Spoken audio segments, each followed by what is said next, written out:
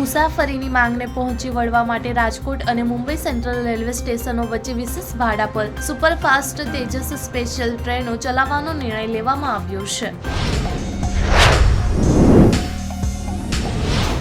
રાજકોટમાં ચકચાર મચાવતી ઘટના સામે આવી। રેલનગરની ખાનગી ઇન્ટરનેશનલ સ્કૂલમાં માત્ર 4 વર્ષની બાળકીના પ્રાઇવેટ પાર્ટમાં બોલપેન અથવા એવી કોઈ વસ્તુ ઘુસાડી દેવામાં આવી।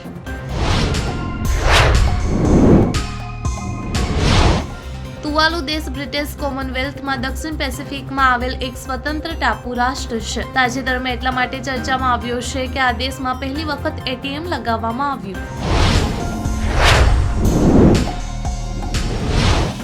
કેદારનાથ યાત્રા પર જઈ રહેલા શ્રદ્ધાળુઓ માટે રાહતના સમાચાર છે। 8-9 કલાકની મુશ્કેલ મુસાફરી હવે માત્ર રોપવે દ્વારા 36 મિનિટમાં પૂર્ણ કરી શકાય છે।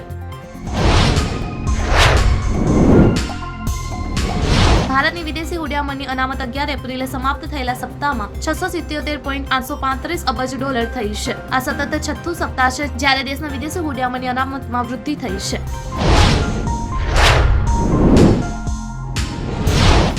કેન્દ્ર સરકારે સ્પષ્ટ કર્યું છે કે ₹2000 થી વધુની યુપીઆઈ લેવડ દેવડ પર કોઈ જીએસટી લાગશે નહીં। જીએસટી મર્ચન્ટ ડિસ્કાઉન્ટ રેટ જેવા ખાસ દરો પર લગાવવામાં આવે છે। અમેરિકા અને ચીન વચ્ચેના ટેરિફ વોરની વચ્ચે બંને દેશોએ એકબીજાની સામે બાયો ચડાવી છે। અમેરિકા પાસેથી લિક્વિફાઈડ નેચરલ ગેસની ખરીદી કરવાનું છેલ્લા 60 દિવસથી બંધ કર્યું છે।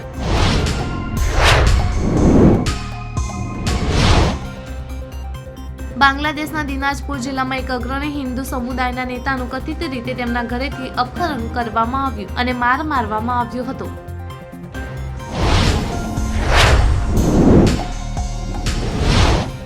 ભારત વિદેશી કંપનીઓને આકર્ષવા માટે ન્યુક્લિયર લાયબિલિટી કાયદાઓને હળવા કરવાનું વિચારી રહ્યું છે। ભારત સાધનોના સપ્લાયર્સ પર પરમાણુ અકસ્માત સંબંધિત દંડને પણ મર્યાદિત કરશે।